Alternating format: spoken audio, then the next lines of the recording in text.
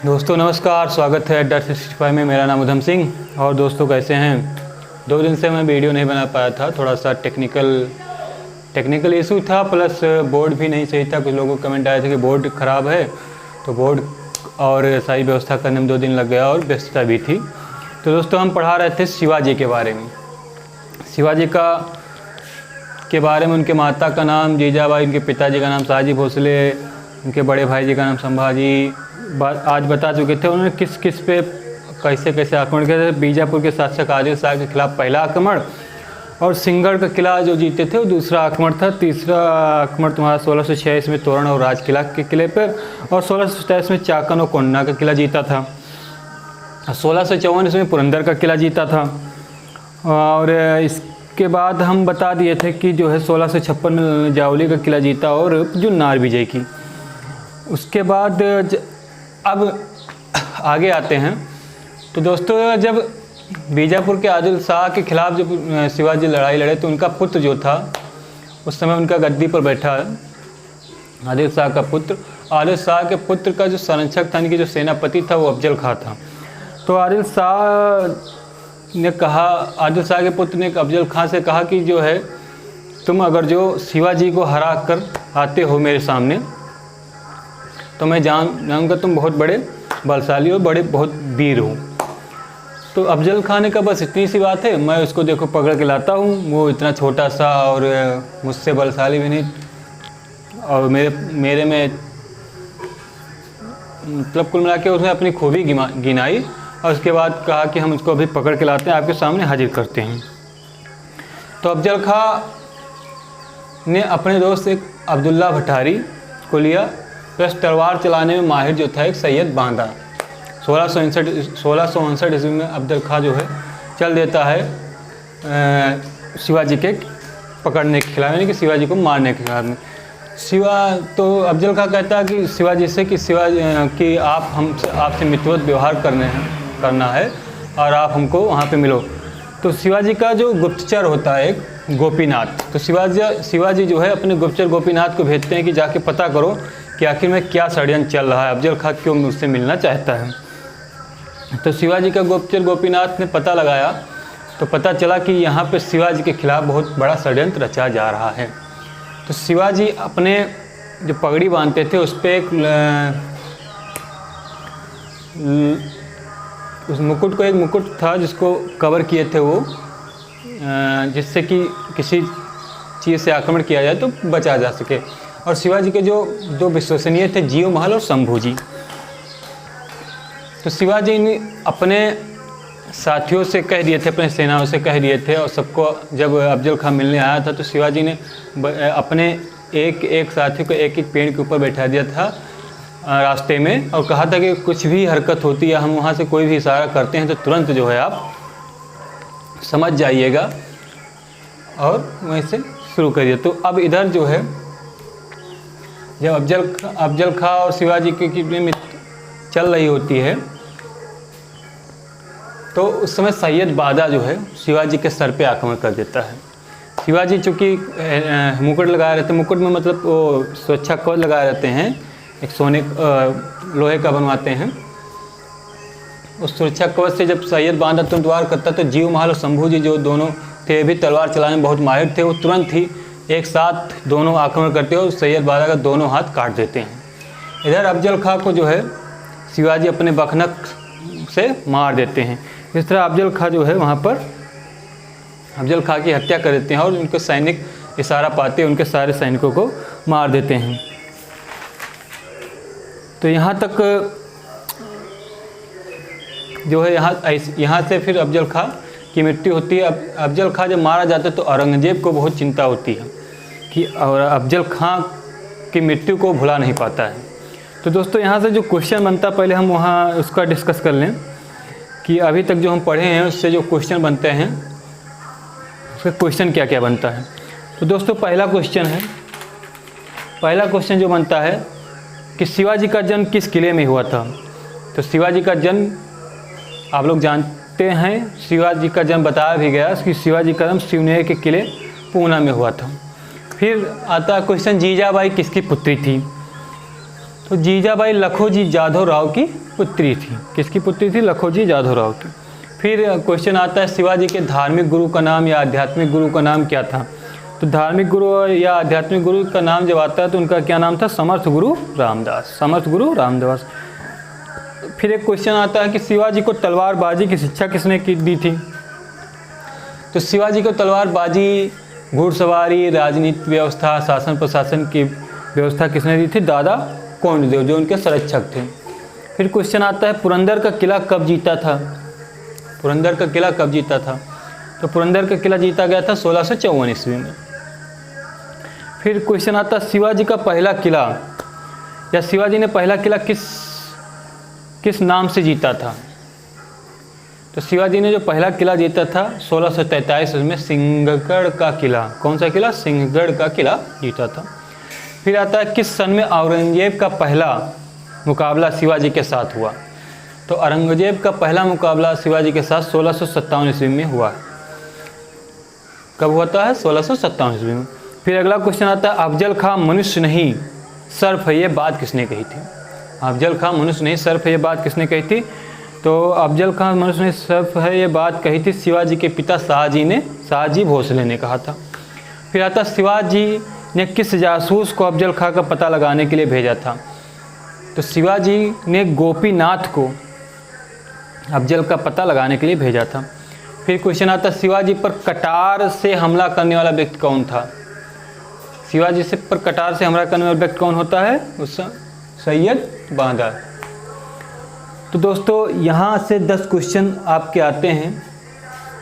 अब हम आगे चलते हैं शिवाजी के बारे में। अब इधर जब अफजल खां की मृत्यु हो जाती है तो दक्षिण का गवर्नर जो है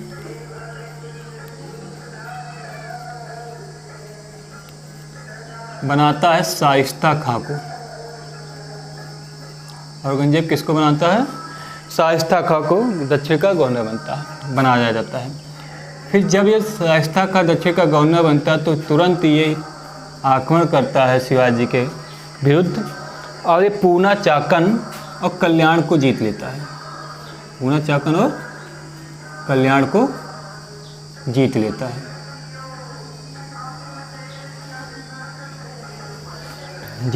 है। अब शिवाजी यहाँ से थोड़ा सा परेशान होते हैं कि इसके जो 3 महत्वपूर्ण किले पूना, चाकन, कल्याण को जीत लेता है शाइस्ता का। तो एक बार होता यह है कि शिवाजी जो है अब सोचते हैं कि हमारे पास सेना कम है और इसके पास सेना ज़्यादा है, तो इसको कैसे निपटा जाए? तो छापा मार युद्ध की ये शुरुआत करते हैं। जो अपने गुरु ज़्यादा कोंडदेव से, संरक्षक ज़्यादा कोंडदेव से सीखे होते हैं, छापा मार युद्ध प्रणाली की शुरुआत करते हैं। और ये बताते हैं कि जंग में सब जायज़ होता है। जंग में क्या होता है? सब जायज़ होता है। तो छापा मार युद्ध प्रणाली की शुरुआत होती है। छापा मार युद्ध प्रणाली कब करते हैं? 15 अप्रैल 1663 ईस्वी। 1663 में जब शाइस्ता खां अपने कमरे में सो रहा था तो अचानक हमला करते हैं और यहाँ से शाइस्ता खां जो है अपने आप को संभाल नहीं पाता होता, वह युद्ध के समय तैयार नहीं कर पाता, यहाँ से अपना जान बचाकर किसी तरह भागता है। इसके बाद एक बहुत महत्वपूर्ण होती है घटना 8 जनवरी 1664 ईस्वी में। कब? 8 जनवरी 1664 ईस्वी में एक बहुत महत्वपूर्ण घटना होती है। ये जो है आगे की तरफ बढ़ते हैं सूरत पर विजय प्राप्त करते हैं। किस पे? सूरत पर विजय प्राप्त करते हैं। जब सूरत पर विजय प्राप्त करते तो यहाँ पे इनको सूरत के विजय के दौरान इनको 1 करोड़ रुपए का लगभग लाभ मिलता है। लाभ नहीं मतलब 1 करोड़ रुपए का इनको मुनाफा होता है। यहाँ से लूट में इनको मुनाफा मिलता है। इसमें लगभग सोना, चांदी, हीरे मोती आज समान हाथ लगता है।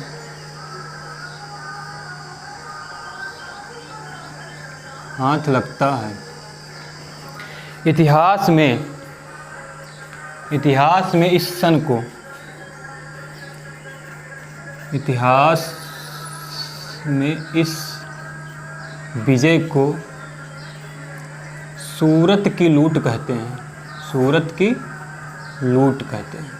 एक क्वेश्चन आया है कि सूरत की लूट कब हुई, तो 8 जनवरी 1664 में सूरत की लूट हुई। अब इधर जब शाइस्ता खां पराजित हो जाता है तो औरंगजेब सोचता अब किसको शुरू किया जाए कि जो शिवाजी को पराजित कर सके, क्योंकि दक्षिण में जो है शिवाजी से जो है बराबर औरंगजेब को टक्कर मिल रही थी। तो दक्षिण का गवर्नर औरंगजेब बनाता है राजपूत राजा मिर्जा राजा जयसिंह। मिर्जा राजा जयसिंह को दक्षिण का गवर्नर बनाता है।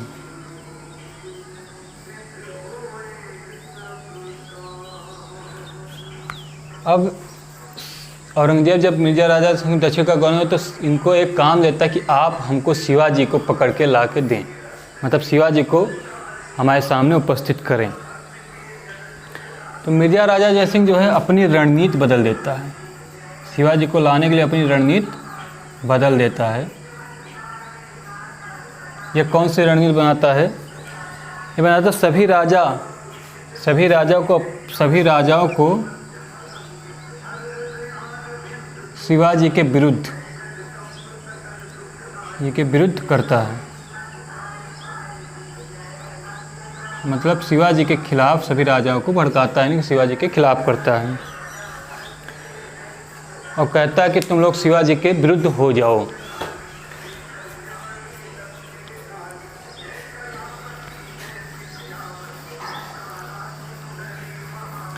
दोस्तों हमारे इधर एक मंदिर है तो वहाँ पे गाना बज रहा है, तो हो सकता है इस गाने में, इस वीडियो में उस गाने का भी जिक्र हो जाए। तो दोस्तों अब की बार से कोशिश करेंगे कि जब ये गाना ना बज रहा हो तभी शुरू करेंगे, लेकिन अब क्या करें। चलिए ठीक है, आगे देखते हैं। आप लोग पढ़िए, ये गाना अपना ये मान के चलना कि जो है बैक म्यूजिक चल रहा है, आपको और अच्छा लगेगा जब पढ़ेंगे, आपको अच्छा और फील होगा। तो दोस्तों शिवाजी का एक नाम देता है औरंगजेब। क्या देता है? कहता है पहाड़ी चूहा है शिवाजी। क्या है? पहाड़ी चूहा। तो पहाड़ी चूहा कौन कहता है शिवाजी को? औरंगजेब ने कहा कि तो शिवाजी जो है पहाड़ी चूहा है, ये जो है आता है और बिल निकलता है, फिर बाद में जाके बिल में घुस जाता है।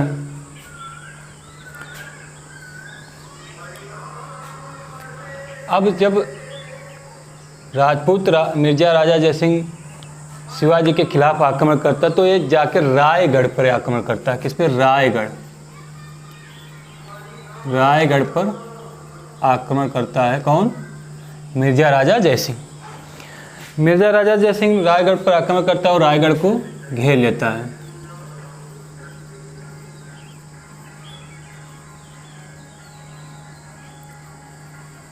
रायगढ़ को घेर लेता है। इसके बाद दोस्तों 3 दिनों तक वार्ता होती है। शिवाजी इधर 3 दिनों तक वार्ता हुई। जब रायगढ़ घिर जाता है, शिवाजी घिर जाते हैं चारों तरफ से, तो शिवाजी जो है समझौता करने के लिए तैयार होते हैं और 3 दिन तक वार्ता होती है। इसी वार्ता को 3 दिनों तक जो वार्ता चलती है, इसी वार्ता को क्या कहते हैं? पुरंदर की संधि। क्या बोलते हैं? पुरंदर की संधि कहते हैं। अब यहाँ से क्वेश्चन आता है कि पुरंदर की संधि कब हुई थी? तो पुरंदर की संधि जो होती है दोस्तों 22 जून 1665 में। कब होती है? 22 जून 1665 ईस्वी में। 1665 में जो है रायगढ़ पर आक्रमण होता है। इसके बाद तीन दिन तक वार्ता होती है। 22 जून 1665 को पुरंदर की संधि होती है। तो पुरंदर की संधि में दो बातें होती हैं। पुरंदर की संधि में कौन कौन सी बातें होती हैं? दो बातें होती हैं। पहली शर्त मतलब दो शर्त होती हैं, तीन शर्त होती हैं।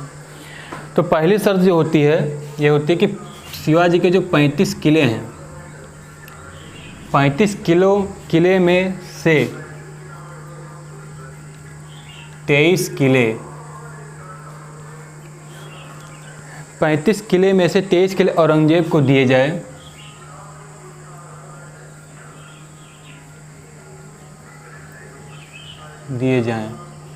और 12 किले अपने पास रखें।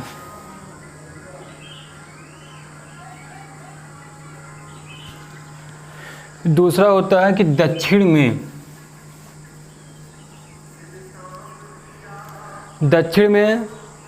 जो रणनीति बनाई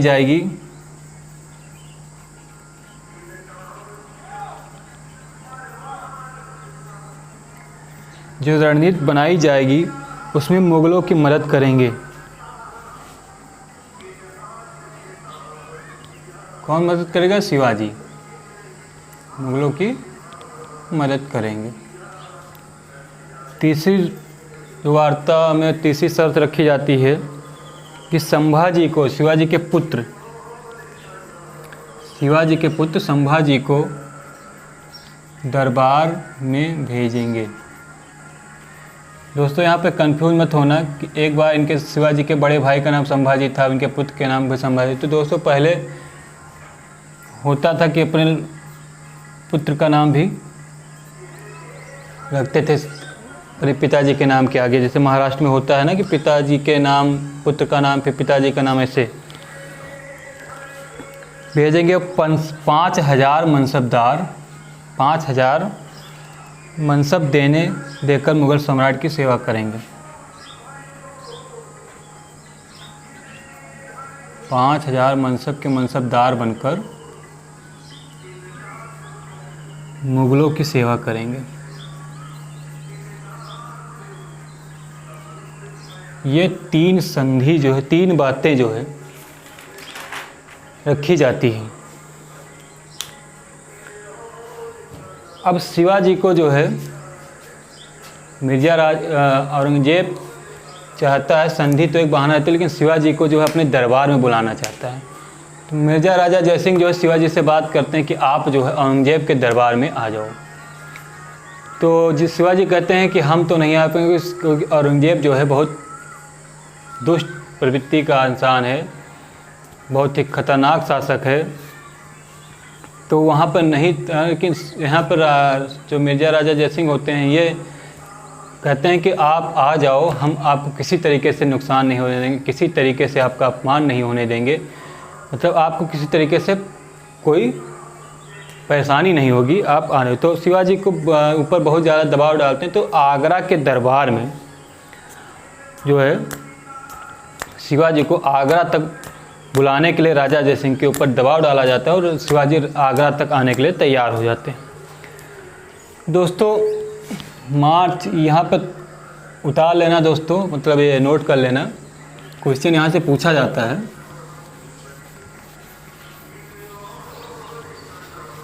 तो जब शिवाजी आगरा तक आने के लिए तैयार हो जाते हैं तो आगरा के दरबार में मार्च 1666 ईस्वी में, कब दोस्तों? मार्च 1666 ईस्वी में। 1666 में शिवाजी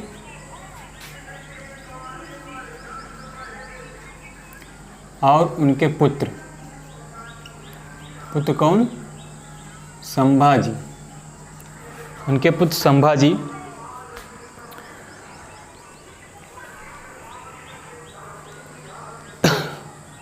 पैंतीस सिपाही और 5 अधिकारी के साथ के साथ आगरा के दरबार में उपस्थित होते हैं, प्लस 1000 मोहर, 2000 नजराना और 5000 का गिफ्ट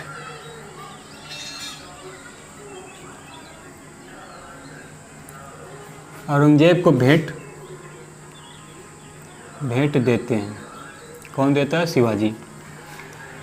जब ये सब लेकर आते हैं शिवाजी, तो औरंगजेब इस सब सामान को ऐसे मतलब ऐसे अलग रखवा देता है, मतलब ऐसे रखवाता है जैसे इसको गौर न दिया, मतलब एक अपमानजनक तरीके से रखवाता है।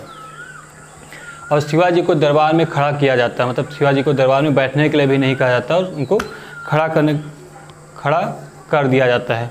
वाद विवाद होता है शिवाजी औरंगजेब के बीच में, और शिवाजी औरंगजेब के बीच में वाद विवाद होता है तो शिवाजी को गिरफ्तारी का आदेश दे दिया जाता है औरंगजेब के द्वारा। शिवाजी को वहाँ पर गिरफ्तार कर लिया जाता है तथा जयपुर महल में, कहाँ दोस्तों? जयपुर महल में बंदी बना लिया जाता है। और जब बंदी बनाया हुआ, इनके ऊपर नज़र रखने के लिए कोतवाल, क्या नाम होता है? एक नज़र रखने के लिए कोतवाल, इसका नाम होता है सिद्दी फौलाद। सिद्दी फौलाद को रखा जाता है, क्या करने के लिए? इनके ऊपर नज़र रखने के लिए। ठीक दोस्तों, इसके बाद एक शिवाजी का हमशक्ल भी होता है जो उनके साथ आया रहता है, शिवाजी का हमशक्ल या प्रतिरूप। इसका नाम था हीरोजी फरजंद। क्या नाम होता है दोस्तों? हीरोजी फरजंद, जो कि शिवाजी का क्या लगता है? भाई लगता है।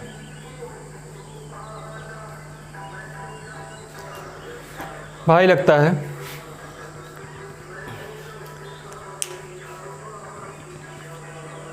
तो शिवाजी को जयपुर महल में नज़रबंद कर लिया जाता है। तो शिवाजी बीमारी का बहाना बना कर देते हैं, कहते हैं कि हमको एक बीमारी हो गई, इस बीमारी का हमारा इलाज ये है कि हम टोकरी में फल दान करेंगे। टोकरी में जब गरीबों को फल दान करेंगे तो हम इस बीमारी से छुटकारा पा जाते हैं। तो शिवाजी हीरोजी फरजंद के मदद से जो है और संभाजी दोनों टोकरी में बैठकर वहाँ से किसी तरह बाहर निकल जाते हैं। जब वहाँ से बाहर निकल जाते हैं तो सितंबर 1666 ईस्वी में कहाँ पहुँच जाते हैं? रायगढ़ पहुँच जाते हैं। कहाँ पहुँचते हैं? रायगढ़ पहुँच जाते हैं। और वहाँ से धीरे धीरे भागते छुपाते 25 दिन के अंदर रायगढ़ पहुँच जाते। इधर औरंगजेब जब सुनता है कि शिवाजी और उनके बेटे फरार हो गए हैं, निकल गए हैं, तो सवाई राजा जय सिंह को बुलाता है और कहता है कि तुम इनसे मिले हुए हो, तथा उनको जो है गवर्नर पद से वंचित कर देता है और उनको अपने दरबार से निष्कासित कर देता है। जब उधर राजा जयसिंह उधर आ रहे होते हैं, उधर आगरा से, उधर रास्ते में बुरहानपुर में इनकी मौत हो जाती है। फिर अब यहाँ पर जो है फिर दक्षिण का गवर्नर जो बनाया जाता है, दक्षिण का गवर्नर बनाया जाता है किसको? मुअज्जम को बनाया जाता है। क्या नाम होता है? मुअज्जम को बनाया जाता है।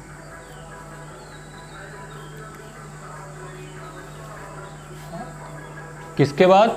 मिर्ज़ा राजा जयसिंह के बाद मुअज्जम को बनाया जाता है। अब यहाँ से दोस्तों थोड़ा सा जो हम लोग पढ़े हैं थोड़ा सा डिस्कशन हो जाए क्वेश्चन का। दोस्तों आज वीडियो लंबी हो रही है तो इसलिए, क्योंकि दो तीन दिन से वीडियो भी नहीं आई थी और शिवाजी का पार्ट ख़त्म भी करना है। तो पहला क्वेश्चन दोस्तों जो अब तक हम पढ़े उसमें सबसे पहला क्वेश्चन, जिस समय पुरंदर की संधि हुई उस समय दक्षिण का गवर्नर कौन था? जिस समय पुरंदर की संधि हुई उस समय दक्षिण का गवर्नर कौन था? तो जिस समय पुरंदर की संधि कब होती है दोस्तों? 22 जून 1665 में, और उस समय वहाँ का गवर्नर होता है मिर्ज़ा राजा जयसिंह। अगला क्वेश्चन है पुरंदर की संधि कब हुई और किनके बीच में हुई? तो पुरंदर की संधि दोस्तों 22 जून 1665 ईस्वी में मिर्ज़ा राजा जयसिंह मिर्जा राजा जयसिंह और शिवाजी के बीच में हुई। और मिर्जा राजा जयसिंह का जो कहना मतलब शासक था औरंगजेब, मिर्जा राजा जयसिंह प्लस औरंगजेब और शिवाजी के बीच में हुई। शिवाजी को नज़रबंदी के समय, शिवाजी के नज़रबंदी के समय उनका कौन पुत्र उनके साथ था? तो शिवाजी के नज़रबंदी के समय उनका पुत्र संभाजी था। कौन था? संभाजी। शिवाजी को किस किले में नज़रबंद किया गया था? ये क्वेश्चन आया हुआ है। शिवाजी को किस किले में नज़रबंद किया गया था? तो जयपुर महल में। और जो शिवाजी की निगरानी कर रहा था, नज़रबंदी जो कर रहा था, वो कौन था? कोतवाल का नाम क्या था? सिद्दी फौलाद। शिवाजी का कौन प्रतिरूप था जो जयपुर महल में उन्हीं के साथ रह रहा था? तो शिवाजी के प्रतिरूप का नाम था हीरोजी हरिजन। पुरंदर की संधि में मुगलों के कितने किले हासिल हुए? एक क्वेश्चन है, पुरंदर की संधि में मुगलों को कितने किले हासिल हुए? तो कुल 35 किले थे शिवाजी के पास, और 35 किलों में 23 किले मुगलों को हासिल हुए थे और 12 किले शिवाजी के पास बचे थे। फिर अगला क्वेश्चन, अफजल खां के साथ संघर्ष में शिवाजी के अंगरक्षक कौन थे? तो अफजल खां के साथ संघर्ष में शिवाजी के अंगरक्षक जीवमहल और शंभू जी थे। कौन था? शिवमहल और शंभू जी। फिर अगला क्वेश्चन, सूरत की लूट की घटना कब हुई? सूरत की लूट की घटना कब हुई है? तो सूरत की लूट की घटना 8 जून 1664 ईस्वी में हुई है, जिसको इतिहास में सूरत की लूट कहते हैं। अब दोस्तों, जब किसी तरह जयपुर महल से छूटकर रायगढ़ पहुंचते हैं, तो वहाँ पर शिवाजी का राज्याभिषेक होता है। क्या होता है? राज्याभिषेक। तो जो ब्राह्मण होता है उसका नाम होता है गंगा भट्ट। क्या नाम होता है? गंगा भट्ट। और गंगा भट्ट इनका राज्याभिषेक कराता है। राज्याभिषेक कराता है कब? 6 जून 1674 ईस्वी। 6 जून 1674 ईस्वी में। परंतु अचानक 7 जून 1674 ईस्वी में इनकी माता जी का देहांत हो जाता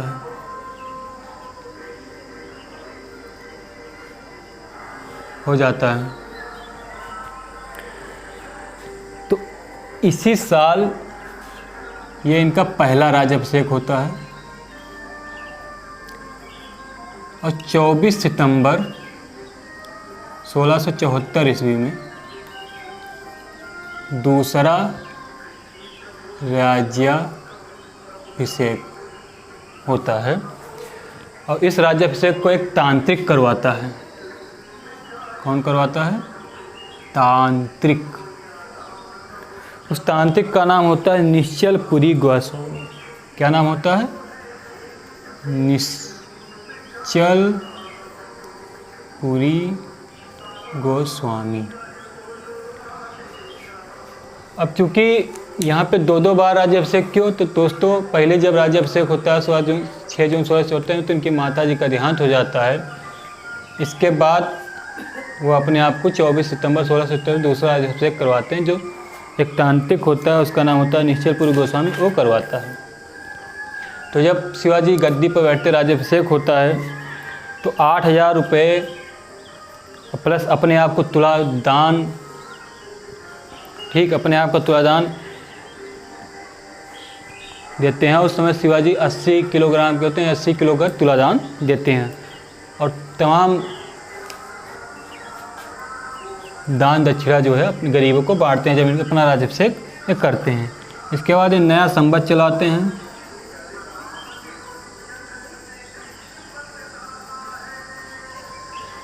हैं और एक सिक्का चलाते हैं जिस पे लिखा रहता है श्री शिवा छत्रपति।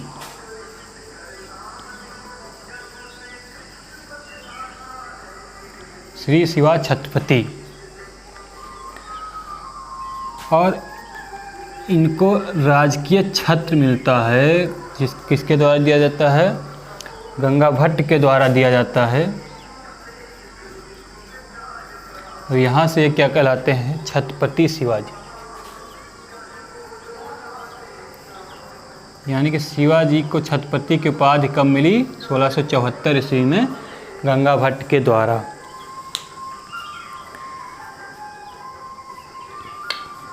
दोस्तों यह नोट कर लेना। इसके बाद अपने शासन प्रशासन में लग जाते हैं।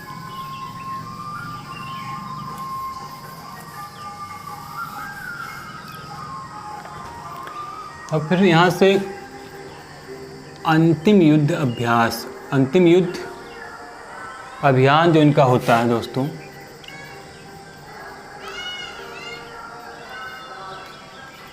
पहला अभियान होता है जिंजी का किला। अंतिम युद्ध अभियान होता है, मतलब जिंजी का किला जीतते हैं। और दूसरा होता है इलवर्गा का किला जीत लेते हैं ये।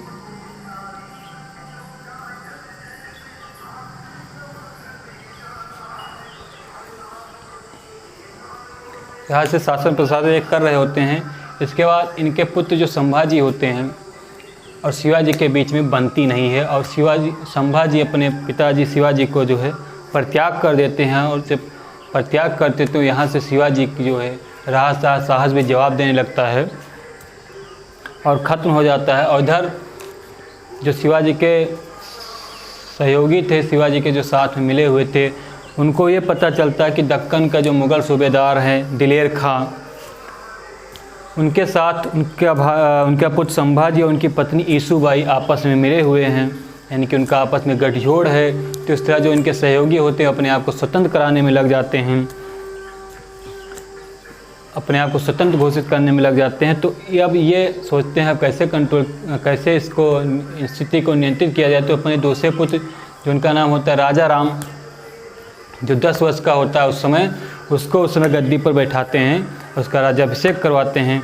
और जब गद्दी पर राजा राम को बैठा दिया गया तो अब होता है यहाँ पे उत्तराधिकार का युद्ध। और उत्तराधिकार का युद्ध जब होता है तो अपने गुरु शिवाजी अपने गुरु रामदास को बुलाते हैं, लेकिन कोई नतीजा नहीं निकलता है। तो होता यह है दोस्तों कि इसी बीच अप्रैल 1680 ईस्वी में शिवाजी को जो है बहुत तेज़ बुखार आ जाता है, और बुखार होने से शिवाजी की 1680 में मृत्यु हो जाती है।